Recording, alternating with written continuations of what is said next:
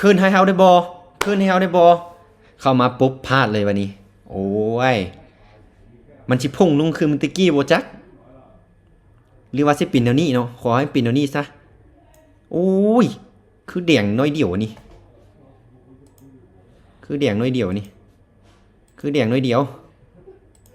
คือแดงน้อยเดียวโอ้เนาะทุกคนเนาะน่าเสียดายเว้ยมาขึ้นแท่งนี่เสย2แท่งเลยนี่พลาดนี่เอาแท่เอาวาไว้เสาร์อาทิตย์นี่แจ๋ววะนี่อาจารย์เทรดตามซีบ่หรือว่าเทรดตามเส้น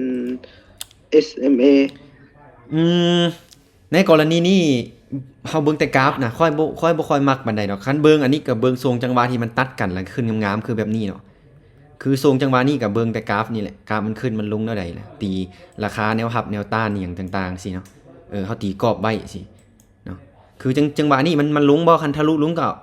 มีโอกาสอยู่เนาะบัดนี้คันทะลุลงก็มีโอกาสที่จะลงต่ออยู่คันมันหากว่าซ้ำนี่ก็มีโอกาสที่จะขึ้นอยู่สินะ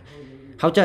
จะเบิ่งตามตัวนี้แหละราคาขึ้นราคาลงแล้วก็จุดที่มันขึ้นสูงสุดต่ำสุดในโซนเวลา30นาทีผ่านมาสินะควรจะเบิ่งแบบนี้หลายกว่าเนาะโอเคอุ้ยอย่าติ้งแม่โอ้รอดเซยได้วะเอาเดี๋ยวคูณเงินอืมเมื่อกี้ผ่านน้ำจันหมายหนึ่งเลยคูณไปเท่าที่นะโอเคบ่คันโซนเทนเลยมันแจ็บเลยมื้อนั้นโซนเทนเก้าเทื่อเนาะเก้าเทื่อก็ตายแล้วแหละเนาะคือทั้งนี้1 2 3 4 5 6 7 8 9ฮอดเก้าเทื่อเอาจังใดก็ค่อยซื้อมา2เทื่อแล้วเนาะค่อยจะขอน้ำจนสุดลองเบิ่งแจ็บนี่มีจริงได้ทุกคนเอ้ยลุงยาวๆแล้วก็เขาก็ซื้อยาวๆเลยสินะสุดท้ายกันลุงยาวๆแล้วก็แจ็บมับเลยขึ้นไปจังสั้นละวะขึ้นไปจังสั้นละวะบ่ได้ออกออเดอร์ตามสมจันเฮ้ยบ่ขึ้นยาวสำนั้นยังลุงเสยเว้ยตายแล้วบ้าลุงเสยไปนี่โอ้ no way บ่เด็ดขาดมื้อนี้บ่ได้เด็ดขาดจังซี่นะอ๋อ3ไม่พลาดแล้ว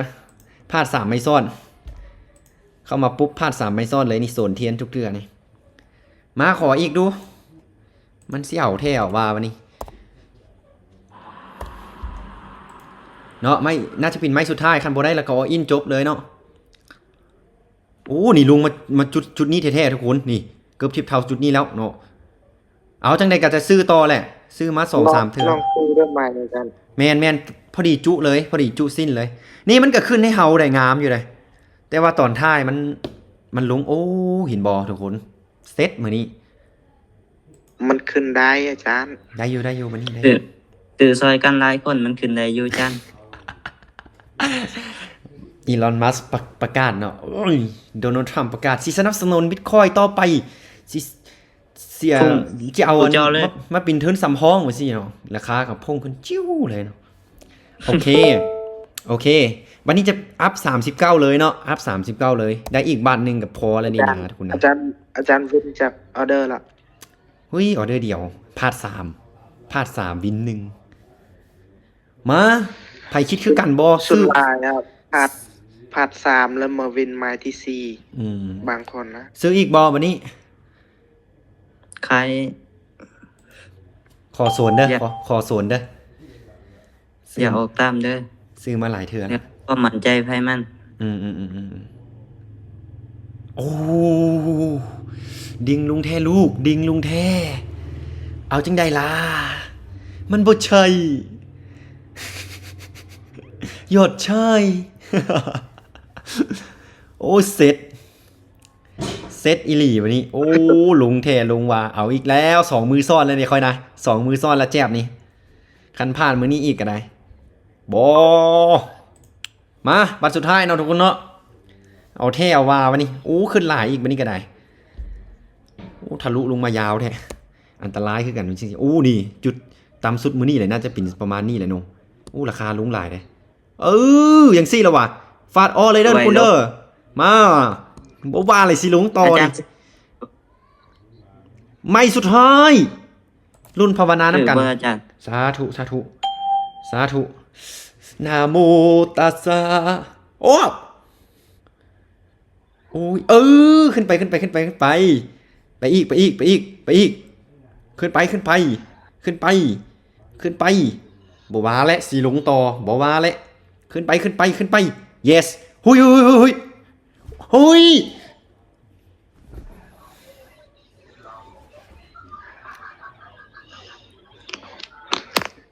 เขียวเขียว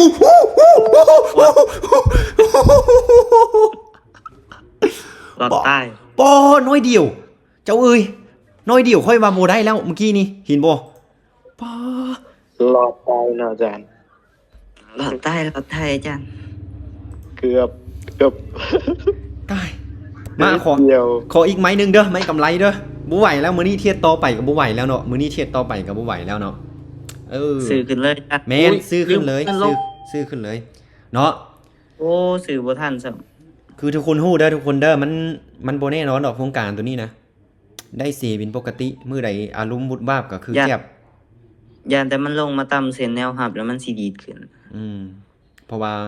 มึงดูคันลุงป่านนี้เนาะถามว่าคันมันไซเว่เฮาสิเสียบ่เสียแน่นอนเฮาซื้อเขียวอย่างเดียวคันมันไซเว่เขียวสลับมาแนวใดเฮาก็ต้องวินอยู่แล้ว แต่ว่าอันนี้เห็นบ่ได้ลุงแล้วก็ลุงยาวๆเลยเขาสวนซื้อเขียวมาตลอดเป็นจังได๋แจ๊บเนาะคันบ่ได้ไม้ตะกี้มันแจ๊บมับเลยเนาะทุกคนเนาะโอเคมื้อนี้ก็น่าจะเอาซำนี้ก่อนเนาะทุกคนเนาะค่อยบ่อยากฝืนต่อไปนะมันน่าจะเสียหรอกฝืนต่อไปก็กำไร30เหรียญพอเนาะกำไร30เหรียญพอแล้วก็ขอให้ทุกคนเทศแล้วก็โชคดีเนาะ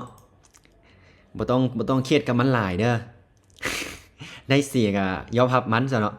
คันบ่ ลองพอดแต่ครั้งหนึงอาจารย์ เจ็บหัวล่ะ คันหากว่าเฮาบ่มีงบเงินหยินมาเทศท่านก็บ่ต้องเทศเนาะ สื่อขึ้นเลย วงการตัวนี้มันเสี่ยงขนาดเลยอะนะเฮาศึกษาดีๆค่อยเทศเนาะว่าซั่นเนาะ